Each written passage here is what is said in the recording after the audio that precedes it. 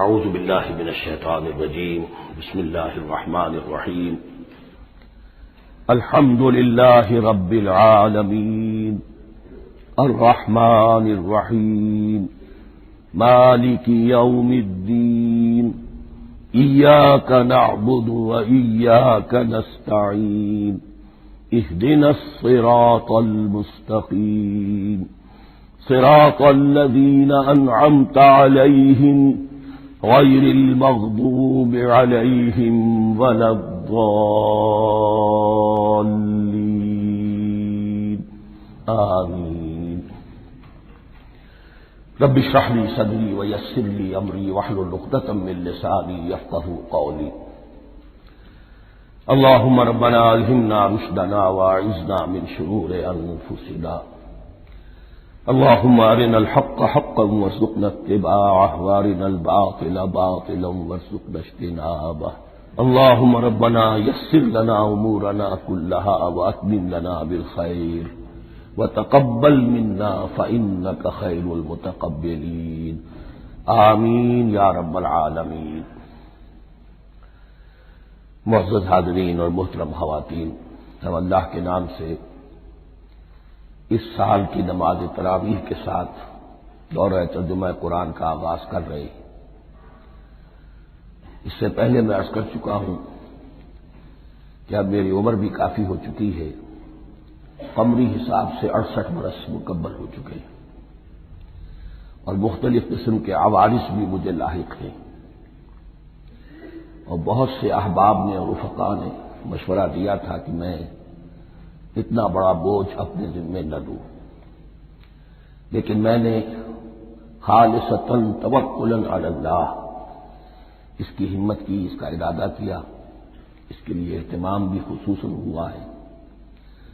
مجھے اندازہ ہے کہ اب میرے خیالات کی جو رو ہے وہ اب اتنی تیز نہیں ہے جتنی کبھی ہوا کرتی تھی۔ کراس ریفرنسز بھی جو ہیں قرآن حکیم کے وہ اتنے مستحضر نہیں ہیں جتنے کبھی ہوتے تھے، بلکہ واقعہ یہ ہے کہ میری زبان بھی بعض اوقات لڑکھڑاتی ہے، اس لیے کہ مجھے جو ادویات استعمال کرنی پڑتی ہیں ان کا اعصاب پر بھی اثر ہوتا ہے، اور جو ہمارے اعضائے رئیسہ ہیں ان پر بھی اثر ہوتا ہے۔ بہرحال ان سب کے الرغم اللہ کا نام لے کر آغاز کر رہے ہیں۔ میری انتہائی نوازش یہی ہے، تیرے نام سے ابتدا کر رہا ہوں۔ ابھی میں نے سورہ فاتحہ کی تلاوت کی اور آپ نے سماعت فرمائی۔ یہ سورہ مبارکہ مصحف کے اعتبار سے تو پہلی سورت ہے ہی، سب کو معلوم ہے، لیکن یہ بھی نوٹ کر لیجئے کہ یہ نزول کے اعتبار سے بھی سب سے پہلی مکمل سورت جو حضور پر نازل ہوئی وہ یہی ہے۔ اس سے قبل متفرق آیات نازل ہوئی، 5 آیتیں سورہ علق کے آغاز میں، کچھ آیتیں سورہ قلم یا سورہ نون کے آغاز میں، کچھ آیتیں سورہ مزمل کی ابتدا کی، کچھ آیتیں سورہ مدثر کے آغاز کی۔ 5ویں وحی تقریباً اس پر اجماع ہے کہ یہ سورۃ الفاتحہ کی ہے، اور یہ مکمل سورت ہے جو حضور پر نازل ہوئی۔ سورۃ الفاتحہ کے معنی ہوئے افتتاحی سورت، فتح یفتح کے معنی ہے کھولنا، مفتاح کنجی کو کہتے ہیں، چابی کو۔ تو یہ اوپننگ سورہ آف دی قرآن، قرآن حکیم کی افتتاحی سورت۔ ویسے جیسا کہ میں تعارف قرآن کے ضمن میں عرض کر چکا ہوں، عربوں کا یہ مزاج تھا کہ جس چیز سے انہیں خصوصی محبت ہوتی تھی اس کے بہت سے نام رکھتے تھے۔ اس کے بھی بہت سے نام ہیں۔ سورۃ الفاتحہ سب سے عام ہے، لیکن الکافیہ، الشافیہ، ام القرآن، اساس القرآن، کم سے کم یہ 4 نام تو میں سمجھتا ہوں کہ ہر مسلمان کو مزید معلوم ہونے چاہیے، اور بھی بہت سے نام۔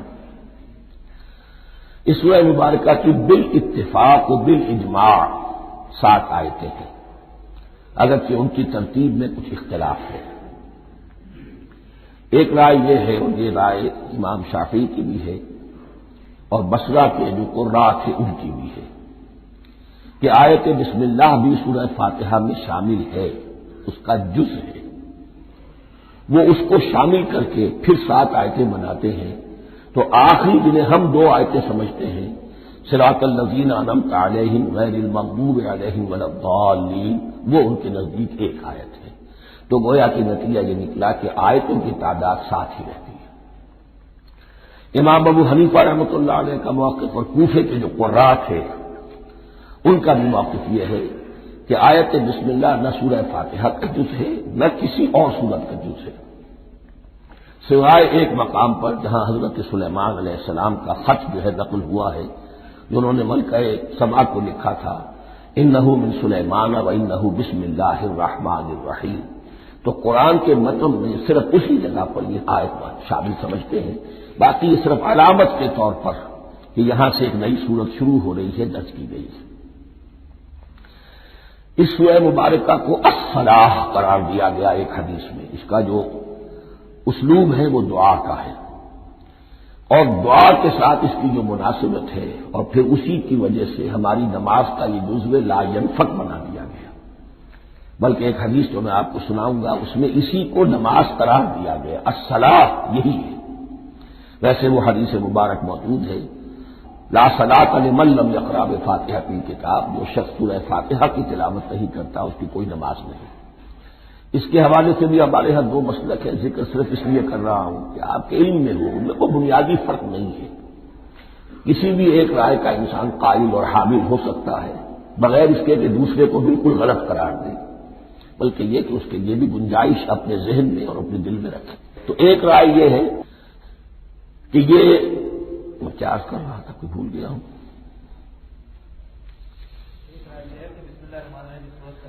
جی، اور دوسری آیت یہ ہے کہ اس کا حصہ نہیں ہے، اسی اعتبار سے یہ کہ یہ سورہ مبارکہ نماز میں پڑھی جانی ضروری ہے، لا صلاۃ لمن لم یقرأ بفاتحۃ الکتاب۔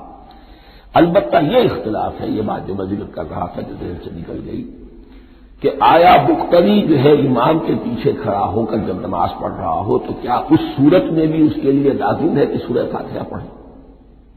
اس میں دو رائے ہو گئی، بلکہ تین۔ ایک رائے انتہائی ہے اور وہ فقہ حنفی کی طرف منسوب ہے کہ اگر آپ امام کے پیچھے مقتدی کی حیثیت سے نماز پڑھ رہے تو کسی بھی رکعت میں آپ سورہ فاتحہ نہیں پڑھیں گے۔ ایک دوسری بالکل برعکس رائے ہے، وہ امام شافعی رحمۃ اللہ علیہ کی ہے کہ ہر حالت میں چاہے امام جہری رکعت پڑھا رہا ہو جس میں وہ بلند آواز سے سورہ فاتحہ پڑھ رہا ہو اور چاہے وہ سری رکعت ہو، ہر حالت میں مقتدی کو بھی پڑھنی ہے۔ ایک تیسری رائے بین بین ہے، وہ امام مالک کی ہے رحمۃ اللہ علیہ، کہ جو سری رکعت ہے جس میں کہ امام بھی خاموشی سے پڑھ رہا ہے مقتدیوں کو بھی پڑھنی چاہیے، جو جہری رکعت ہے جس میں کہ امام بلند آواز سے پڑھ رہا ہے اس میں مقتدیوں کو خاموش رہ کر پوری توجہ جو ہے سننے پر صرف کر دینی چاہیے۔ اذا قرئ القرآن فاستمعوا له وانصتوا، جب قرآن پڑھا جا رہا ہو تو پوری توجہ اس کے پڑھنے پر مرکوز کر دو اور خود خاموش رہو۔ میرے اپنی رائے میں یہ تیسری رائے سب سے زیادہ صائب ہے اور اس میں کسی طرح کی بھی کوئی پیچیدگی پیدا نہیں ہوتی۔ بہرحال اس سورہ مبارکہ کا جو اسلوب ہے میں نے عرض کیا دعائیہ ہے، البتہ قرآن مجید کے علم و حکمت کے اعتبار سے، اس کے فلسفے کے اعتبار سے ایک بات سمجھ لینی چاہیے۔ قرآن کا فلسفہ یہ ہے کہ بنیادی ہدایت ہر انسان کے دل میں موجود ہے، بالقوہ، پوٹینشلی۔ یہ جو قرآن مجید یا اللہ کی کتابیں نازل ہوتی ہیں یہ انہیں ایکٹیویٹ کرتی ہیں، وہ اندر کی جو ڈورمنٹ کانشسنس ہے، خوابیدہ شعور جو ہے اسے بیدار کر کے اور پھر یہ کہ اسے اجاگر کرتے ہیں۔ ہر سلیم الفطرت انسان اور سلیم العقل انسان، دو سلامتی شرط ہیں۔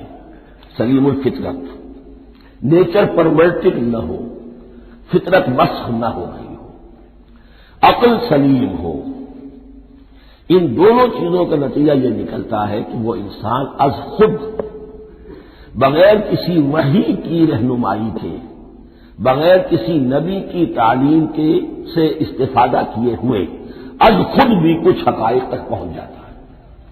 اور وہ حقائق کیا ہے؟ نمبر ایک یہ کہ اس کائنات کا ایک خالق ہے، وہ ایک ہے اور وہ تمام صفات کمال سے متصف ہے۔ نمبر دو یہ کہ انسان کی زندگی صرف یہ زندگی نہیں ہے، بلکہ ایک اور زندگی ہے کہ جس میں اس زندگی کے اعمال کے نتائج برآمد ہوں گے۔ یہ دو باتیں، اس کی زیادہ وضاحت کے ساتھ جو ہے اس کا تذکرہ آئے گا سورہ لقمان میں، جہاں حضرت لقمان کی شخصیت کا تذکرہ ہے۔ لیکن یہاں صرف یہ بات سمجھ لیجئے کہ قرآن کا فلسفہ یہ ہے کہ ہر انسان میں، ہر فرد نوع بشر میں جو اپنی ولادت کے وقت مسلم ہوتا ہے، حضور کی حدیث ہے کل مولود یولد علی الفطرہ ابواہ یحودانہ او ینصرانہ او یمجسانہ، ہر بچہ نوع انسانی کا فطرت اسلام پر پیدا ہوتا ہے، وہ فطرت کے اندر وہ ہدایت مدیت ہے۔ اب اگر وہ فطرت بس نہیں ہوئی اور عقل جو ہے وہ صحیح رخ پر کام کر رہی ہے تو ان دو حقائق تک وہ انسان خود پہنچ جائے گا۔ لیکن ان دونوں حقائق تک پہنچنے کے بعد اب وہ دست بستہ دعا کرے گا کہ اے رب اب مزید ہدایت تو مجھے عطا فرما۔ ایک تو یہ کہ میں کیا کروں کیا نہ کروں، میری عقل اس میں ٹھوکر کھا سکتی ہے، میں کسی اچھی چیز کو بری سمجھ سکتا ہوں، کسی بری کو اچھی سمجھ سکتا ہوں، تو مجھے صحیح راستہ، صحیح راہ ہدایت پر چلا۔ یہ دعا ہے جو انسان کرتا ہے جبکہ وہ ایمان باللہ اور ایمان بالآخرہ تک خود پہنچ چکا ہوتا ہے، اور یہ سمجھتا ہے کہ صحیح زندگی کا رخ یہی ہے کہ جس رب کو میں نے پہچانا ہے کہ وہ اس کائنات کا خالق ہے اور مالک ہے اور رب ہے، میں اس کی بندگی کروں، اس کی اطاعت کروں، اس کا حکم مانوں، اس کے راستے پر چلوں۔ لیکن وہ راستہ کون سا ہے؟ اس کے لیے پھر دست بدعا ہوتا ہے کہ پروردگار تو میری رہنمائی فرما۔ یہ مقام ہے کہ جہاں آپ سمجھ لیجئے اپنے آپ کو بھی آج اس جگہ پر تصور کرتے ہوئے پھر اس سورہ مبارکہ کو پڑھیے کہ آپ اس مقام پر اللہ کے فضل و کرم سے پہنچ چکے ہیں کہ اللہ کو آپ نے پہچان لیا اور اس کی توحید کو جان لیا، اس کی جملہ صفات کمال سے آپ واقف ہو گئے ہیں۔ آپ یہ بھی وہ جان گئے کہ بڑھ کر اس کے حضور میں حاضر ہونا ہے اور وہ حساب کتاب لے گا۔ پھر آپ نے یہ عہد بھی کر لیا کہ اب زندگی گزارنی ہے اس رب کی بندگی میں، اسی کی فرما برداری میں۔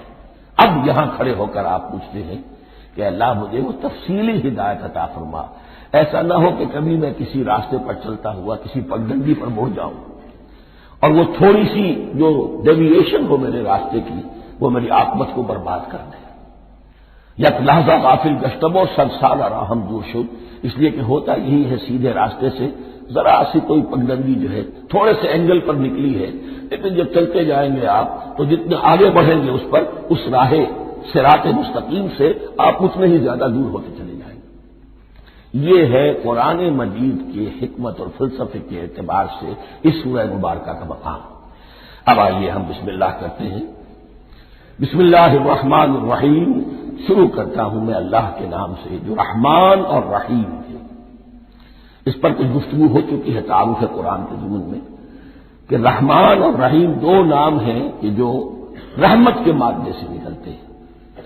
رحمان میں اللہ تعالی کی رحمت کا جوش ہے، جانی کیفیت، طوفانی کیفیت، اور رحیم میں اللہ تعالی کی رحمت کا دوام اور تسلسل۔ یہ دونوں کیفیات اللہ کی رحمت میں بیک وقت موجود ہیں، جس کا ہم تصور نہیں کر سکتے۔ ہم سمندر کو دیکھتے ہیں، متلاطم سمندر ہے، اس میں ہیجان ہے، طوفان ہے۔ دریا کو دیکھتے ہیں کہ وہ سکون کے ساتھ چل رہا ہے، خاموشی سے چل رہا ہے، بہہ رہا ہے، بس تسلسل کے ساتھ بہہ رہا ہے۔ ہم ان دونوں کیفیات کو علیحدہ علیحدہ دیکھتے ہیں تو ہمارا ذہن ان دونوں کو بیک وقت اس کا تصور نہیں کر سکتا، تخیل ممکن نہیں۔ لیکن اللہ کی رحمت کی یہ دونوں شانیں مستقلاً ہر وقت موجود ہیں بیک وقت، اسی لیے ان دونوں کے درمیان کہیں حرف عطف نہیں آئے گا۔ بسم اللہ الرحمن الرحیم، الحمد للہ رب العالمین، کل حمد، اور حمد کو ذہن میں رکھ لیجئے، حمد مساوی ہے تعریف جمع شکر۔ عام طور پر ترجموں میں ایک لفظ لایا جاتا ہے، کل تعریف اللہ کے لیے، یہ کافی نہیں ہے۔ تعریف آپ کسی شے کی کر سکتے ہیں جس میں کوئی حسن ہے، خوبی ہے، کسی بھی اعتبار سے، ہاں آپ کو اس کے حسن و خوبی سے کوئی فائدہ حاصل نہیں ہو رہا۔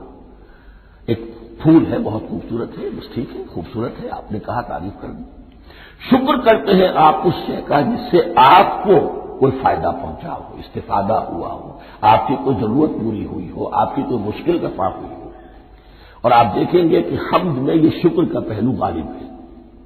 جتنی بھی دعائیں ہیں حضور سے منقول، شکر کے مقام پر وہاں حمد آتا ہے۔ بھوک لگی ہوئی تھی، کھانا کھایا، الحمدللہ الذی اطعمنی وسقانی۔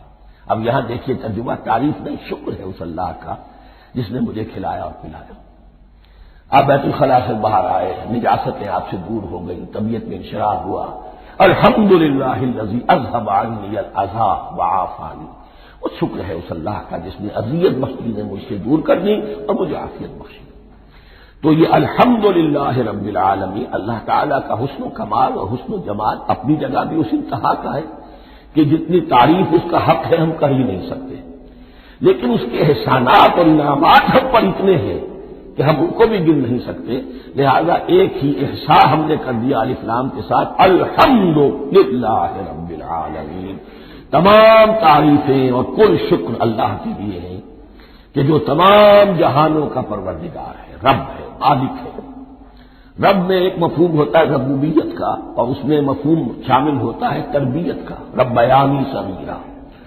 تو مالک ہونا اور تربیت دینا، آپ جس شے کے مالک ہوں گے آپ چاہیں گے اس میں بڑھوتری ہو، اس میں اضافہ ہو، وہ نشو و نما پائے۔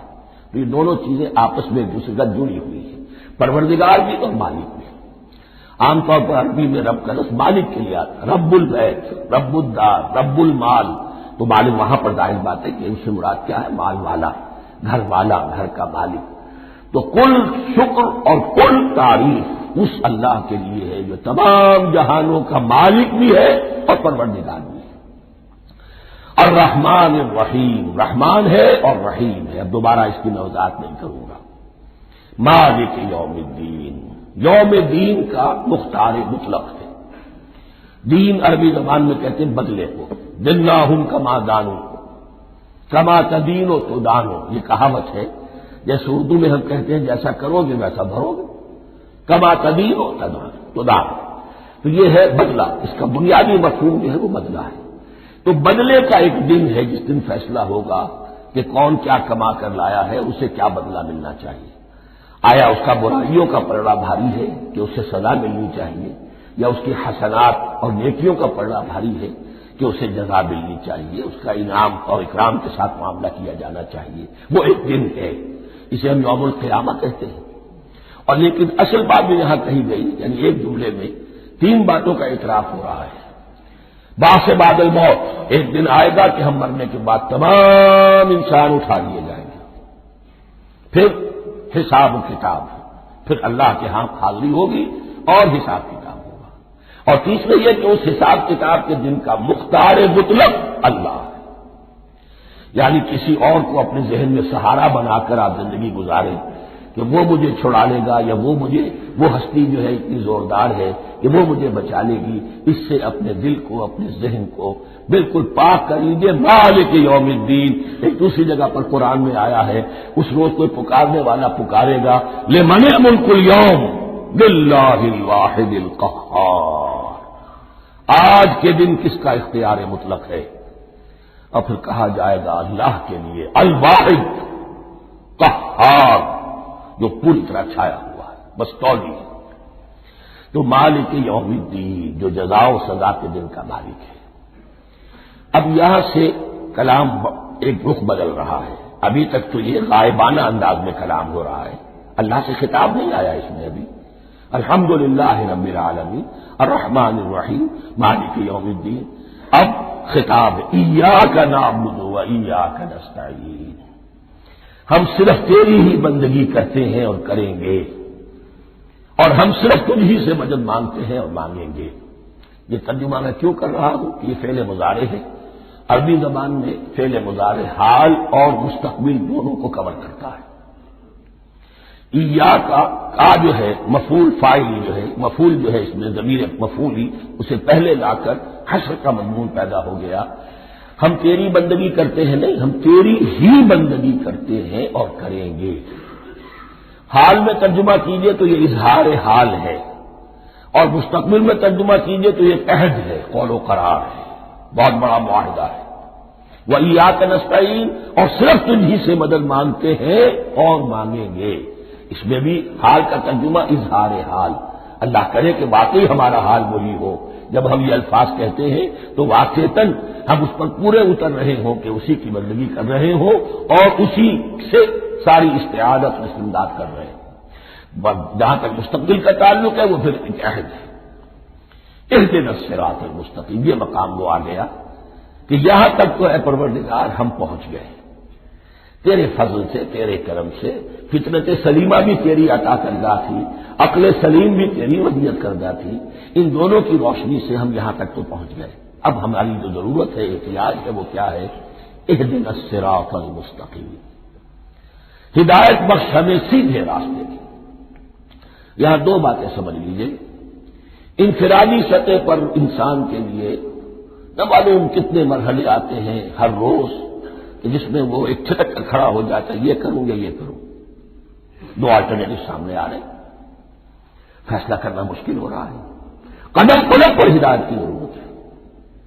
اور اجتماعی طور پر نوع انسانی تین بڑے بڑے تمدنی مسائل میں واقعہ یہ ہے کہ تسلیم کر لیا جانا چاہیے کہ عقل انسانی اس کو راستہ نہیں دکھا سکتی۔ عام معاشرتی سطح پر مرد اور عورت کے درمیان حقوق اور اختیارات کا کیا توازن ہو، ناممکن ہے، انسان طے نہیں کر سکتا۔ انسان یا مرد ہے یا عورت ہے، عورت سوچے گی اپنے جذبات کا، اپنے خیالات کا لحاظ رکھے گی، مرد کے جذبات و احساسات کا اس کا کوئی تصور ہی ممکن نہیں۔ مرد سوچے گا اسے اپنے احساسات معلوم ہے، لیکن یہ کہ عورت کے احساسات سے وہ نابلد ہے، ان کو محسوس کر ہی نہیں سکتا، لا محالہ وہ اپنے بارے میں وہ جو بھی نظام بنائے گا اس میں وہ اپنی بالادستی رکھے گا۔ وہ تو ایک ہی ہستی ہو سکتی ہے کہ جو دونوں کی خالق ہے، مرد کی بھی عورت کی بھی، اور اس کو دونوں سے محبت ہے، دونوں کا خیر خواہ ہے، دونوں کا رب ہے، دونوں کو پروان چڑھانا چاہتا ہے۔ اسی طرح فرد اور معاشرہ یا ریاست، حکومت اور ریاست ہمیشہ یہ چاہتی ہے کہ سارے اختیارات ہمارے ہاتھ میں آ جائیں، ٹوٹلیٹیرین سوسائٹی ہو، بس ہم حکم دیں اور لوگ اس پر چلیں۔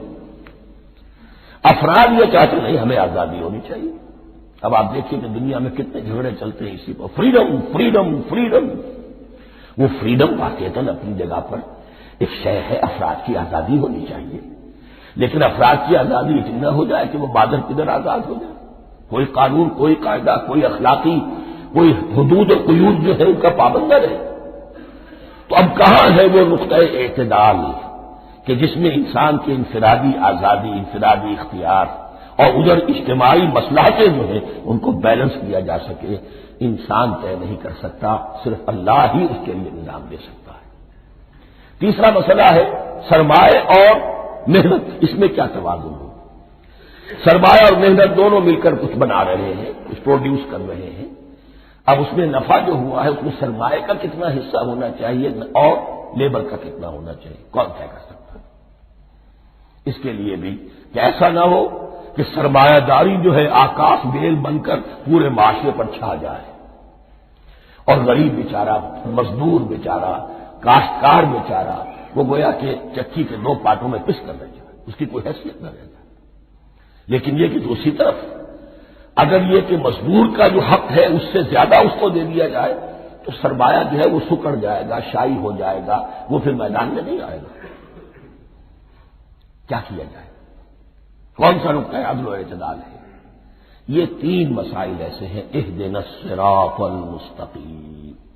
تو یوں سمجھیے کہ ایک جو بنیادی ہدایت تھی، ایک اللہ کو پہچان لینا، یہ جان لینا کہ کل حسن و جمال اور تمام انعام و اکرام کا منبع اس کی ذات ہے، وہ رحمان ہے اور رحیم ہے، اور یہ جان لینا کہ مرنے کے بعد جی اٹھنا ہے، حساب کتاب ہے، فیصلہ ہوگا جزا و سزا کا، اور مختار مطلق اس دن کا اللہ ہے۔ پھر یہ عہد کر لینا ایاک نعبد و ایاک نستعین۔ اس کے بعد دعا، پروردگار ہمیں ہدایت پر قائم رکھ، ہماری ہدایت میں اضافہ فرما۔ اس ہدایت کے لفظ کو سمجھ لیجئے، بنیادی ہدایت، تفصیلی ہدایت، قدم قدم پر ہدایت، ہدایت پر ہدایت۔ والذین اہتدوا زادہم ھدی، جو لوگ ہدایت کے راستے پر آتے ہیں اللہ ان کی ہدایت میں اضافہ کرتا ہے۔ تو یہ قدم قدم پر ہمیں ہدایت کی ضرورت ہے اور مرحلہ وار ضرورت ہے۔ ہدایت اس کو بھی کہتے ہیں کہ کسی نے آپ سے کوئی پتہ پوچھا، آپ نے کہا ادھر جانا، پھر دوسری گلی میں مڑنا، پھر جانا 2-3 لائٹیں چلے جانا، پھر مڑنا وغیرہ وغیرہ، یہ بھی ہدایت ہے، نظری طور پر آپ نے بتایا ہے۔ ایک ہدایت یہ ہوئی کہ بھائی میں چلتا ہوں آپ کے ساتھ، میں آپ کو وہاں پہ پہنچا دوں گا تاکہ آپ کو دقت نہ ہو، آپ نے منزل تک پہنچا دیا۔ ان دونوں کے درمیان، یہ تو میں نے ایک فرد کی مثال دی ہے، اللہ اور بندے کے درمیان نہ معلوم کتنے مراحل ہیں ہدایت کے۔ تو کسی وقت بھی انسان اپنے آپ کو ہدایت خداوندی سے مستغنا نہیں سمجھ سکتا، اور نہیں تو پروردگار جو ہدایت دی ہے اس کو ہدایت پر قائم رکھ۔ کیا پتا شیطان کا کوئی حملہ، کیا پتا ہمارے نفس کی کوئی شرارت کسی ایسے رخ پر ہمیں ڈال دے کہ اب تک کی ساری کمائی بھی ضائع ہو جائے۔ لہذا یہ نہ سمجھیے کہ جب یہ ساری چیزیں ان کو معلوم تھی، ان چیزوں کا تو اقرار کر رہے تو اب ہدایت کون سی مان رہے ہیں؟ تو ہدایت کا تو بڑا میدان کھلا ہوا ہے، اور اس ہدایت کی وہ جو میں نے آخری شکل آپ کو بتائی ہے کہ منزل مقصود تک پہنچا دے، یہ ہدایت بھی قرآن مجید میں اس معنی میں بھی لفظ آیا ہے کہ اہل جنت جب جنت میں داخل ہوں گے تو جو ترانہ حمد ان کی زبان پر اس وقت ہوگا وہ کیا ہے؟ الحمدللہ الذی ہدانا لہذا وما کنا لنہتدی لولا ان ہدانا اللہ۔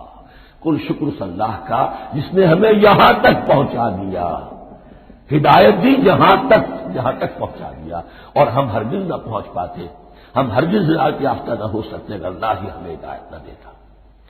اہدنا الصراط المستقیم، سیدھا راستہ، صراط الذین انعمت علیہم، اور اس کی مزید وضاحت ہے، راستہ اس کا ان لوگوں کا جن پر تیرا انعام ہوا۔ یہ کون لوگ ہیں؟ اس کی وضاحت آپ کو ملے گی سورہ نساء میں، من یطع اللہ والرسول فاولئک مع الذین انعم اللہ علیہم من النبیین والصدیقین والشہداء والصالحین۔ 4 طبقات ہیں منعم علیہم جن پر اللہ کا انعام ہوا ہے۔ چوٹی پر انبیاء کرام، اس کے بعد صدیقین کرام، اس کے بعد شہداء عظام، اس کے بعد عام صالح مسلمان، صالح ہو۔ یہ بیس لائن ہے، اس سے اوپر کا درجہ شہداء کا ہے، اس سے اوپر کا درجہ صدیقین کا ہے، اور پھر اس سے اوپر کا درجہ انبیاء کا ہے۔ انبیاء میں سے پھر وہ بھی ہوتے ہیں کہ جو اولو العزم میں من الرسل ہیں، لیکن یہ 4 طبقات ہیں، ان کے راستے پر ہمیں چلا۔ غیر المغضوب علیہم ولا الضالین، جو مغضوب علیہم نہیں ہوئے، جن پر تیرا غضب نہیں ہوا، اور غضب ہوتا ہے ان پر کہ جو ہدایت کے واضح ہونے کے بعد ہدایت کو ترک کر دیں، وہ ہے مغضوب علیہم۔ جنہیں ہدایت مل گئی ہو، ہدایت کو پہچان لیا ہو، پھر اپنی شرارت نفس کی وجہ سے، اپنی نفسانیت کی وجہ سے، اپنے تکبر کی وجہ سے، اپنے حسد کی وجہ سے وہ اس حق کو رد کر دے، اس کو ترک کر دے، ان پر اللہ کا غضب آتا ہے۔ اور اس میں اس کی بہت بڑی مثال تاریخ کے اعتبار سے یہودی ہے۔ اللہ نے انہیں ہدایت دی، کتابیں عطا کی، تورات، انجیل، زبور، سینکڑوں نبی ان میں مبعوث کیے، 1400 برس تک نبوت کا تار ٹوٹا ہی نہیں، مسلسل۔ ابتدا میں بھی 2 نبی، موسیٰ اور ہارون، اور اختتام پر بھی 2 نبی، عیسیٰ اور یحییٰ علیہ الصلاۃ والسلام، اور ان کے مابین کوئی لمحہ نہیں آیا ہے تاریخ بنی اسرائیل میں جبکہ کوئی نہ کوئی نبی موجود نہ ہو، لیکن انہوں نے اپنی شرارت نفس کی وجہ سے ہدایت تورات سے بھی منہ موڑا، اور پھر سب سے بڑی بات یہ کہ ہدایت محمدی سے، ہدایت قرآنی سے بھی صلی اللہ علیہ وسلم منہ موڑا، وہ ہے مغضوب علیہم ولا الضالین، اور نہ ہی گمراہ ہوئے۔ یہ لفظ جو آتا ہے عربی زبان میں گمراہ کا بھی ہے اور تلاش حق میں بھٹکنے والے کا بھی ہے۔ ایک وہ شخص ہے جس پر حق ابھی واضح نہیں ہوا، وہ تلاش میں ہے، اس کے لیے بھی ضال کا لفظ آئے گا۔ اسی طرح کوئی شخص کسی کے عشق اور محبت میں ایسا ہو جائے، دیوانہ ہو جائے، اس کو بھی ضال کہتے ہیں، یعنی اس کے اوپر جذبات کا اتنا غلبہ ہو گیا ہے کسی کی محبت اور عشق کی بنا پر۔ تو حضور کے لیے یہ لفظ آیا ہے وَوَجَدَكَ ضَالًّا فَهَدَىٰ، اور یہ تو سورۃ الضحیٰ ہے، اکثر بیشتر لوگوں کو یاد ہوگی تو یہ جو ضلال کا لفظ ہے اس میں سمجھ لیجئے ضروری نہیں ہے کہ وہ گمراہ ہو، بلکہ وہ بھی کہ جو ابھی راہ ہدایت کی طلب میں اس کے حصول کے لیے اس کی تلاش میں کوشاں ہے، اور وہ بھی کہ جو کسی مغالطے کی وجہ سے حق سے منحرف ہو جائے۔ یہ بھی جان لیجئے کہ ایک ہے بدنیتی، تکبر، حسد، حق کو جان کر پہچان کر رد کر دینا یا چھوڑ دینا یا ترک کر دینا، ایک ہے کسی غلطی میں کسی جذبات کے اندر آ کر کسی غلم کے اندر مبتلا ہو کر اور حق سے منحرف ہو جانا۔ اس کی جو سب سے بڑی مثال ہے وہ نصارہ ہے، عیسائی ہے۔ حضرت مسیح کو انہوں نے مانا لیکن غلم کیا، یہ لفظ آئے گا آگے، لا تغلوا فی دینکم، اپنے دین میں غلم نہ کرو۔ جیسے ہمارے ہاں بھی بعض لوگ ہیں جو حضور صلی اللہ علیہ وسلم کی تعریف میں، حضور صلی اللہ علیہ وسلم کے ساتھ اپنی محبت کے اظہار میں غلم کر جاتے ہیں۔ یہ انتہا درجے کو ہو گیا تھا حضرت مسیح علیہ السلام کے ماننے والوں میں، اور اس کی بنا پر انہوں نے تثلیث کا عقیدہ ایجاد کر لیا اور حضرت مسیح علیہ السلام کو اللہ کا بیٹا بنا دیا۔ تو اس کی سب سے بڑی مثال ضالین کی اس اعتبار سے کہ ہدایت پانے کے بعد کسی بدنیتی سے نہیں بلکہ کسی اچھے جذبے میں غلو کی وجہ سے، رسول سے محبت کرنا تو اچھا جذبہ ہے لیکن یہ محبت بھی ایک حد میں رہنی چاہیے، غلو کرے گی تو ظاہر بات ہے کہ اس کے بعد وہ گمراہی کی طرف لے جائے گی۔ یہ ہے اس سورہ مبارکہ کا ترجمہ، اور اس کے بعد آخر میں آمین کہنا یہ مسنون بھی ہے، کہنا چاہیے۔ البتہ اختلاف یہاں بھی صرف اتنا ہے کہ نماز میں جب آپ امام کے ساتھ ہیں، وہ اگر جہری قرات کر رہا ہے تو آیا اس کے بعد آپ کو بھی بالجہر کہنا ہے آمین یا نہیں کہنا، یہ اختلاف ہے، ان میں کوئی فرق واقع نہیں ہوتا۔ یہ چیز متفق علیہ کہ کہنا ہے آمین، بلکہ یہ آمین تو یہودیوں میں ہے، یہ آمین جو ہے یہ عیسائیوں میں بھی ہے، ان کی بھی جو لارڈ پریئر ہے اس کے بعد آمین، وہ آمین کہتے ہیں، اور فرق وہ لفظ ایک ہی ہے، اس لیے کہ عبرانی زبان اور عربی زبان یا تو ہم یہ کہہ سکتے ہیں کہ دونوں بہنیں ہیں، کوئی ایک مشترک زبان تھی ان کی ماں جس کی یہ دو بیٹیاں ہیں، اور یا یہ کہنا پڑے گا کہ عربی زبان کی ماں جو ہے وہ عبرانی زبان ہے۔ بہرحال بڑا قریبی رشتہ عربی کا اور عبرانی کا ہے، اس اعتبار سے وہ آمین۔ اب آپ کو معلوم ہے ہم السلام علیکم وہ کہتے ہیں، وہ سلام کہتے ہیں، تو فرق کیا ہے؟ وہ تو تلفظ کا فرق ہے۔ اسی طریقے سے اور بہت سے الفاظ ہیں، ان میں بعد میں بتا۔ اب میں اس سورہ مبارکہ کے بارے میں خاص حدیث آپ کو سنانا چاہتا ہوں، اور اسی سے در حقیقت وہ امام ابو حنیفہ کا موقف ہے رحمۃ اللہ علیہ، اس کی حقانیت مزید مبرہن ہو جائے گی۔ یعنی کیا کہ آیت بسم اللہ سورہ فاتحہ کا جز نہیں ہے، سورہ فاتحہ الحمدللہ رب العالمین سے شروع ہوتی ہے۔ وہ میں آپ کو بتانا بھول گیا کہ جن کے نزدیک یہ سورت کا جز ہے وہ پھر جہری قرات میں بسم اللہ الرحمن بھی بلند آواز سے کہیں گے، اور جن کے نزدیک یہ سورہ فاتحہ کا جز نہیں ہے وہ نہیں کہیں گے، وہ الحمدللہ رب العالمین سے قرات کریں گے۔ تو کوئی فرق نہیں ہے بنیادی۔ یہ حدیث جو ہے یہ مسلم شریف میں ہے اور حدیث قدسی ہے، اس کے راوی حضرت ابو ہریرہ ہے رضی اللہ تعالی عنہ، اور اس حدیث میں اس سورت کے مضامین کا نہایت عمدہ تجزیہ کر دیا ہے۔ حدیث کے الفاظ سن لیجئے، قسمت الصلاۃ بینی و بین عبدی نصفین،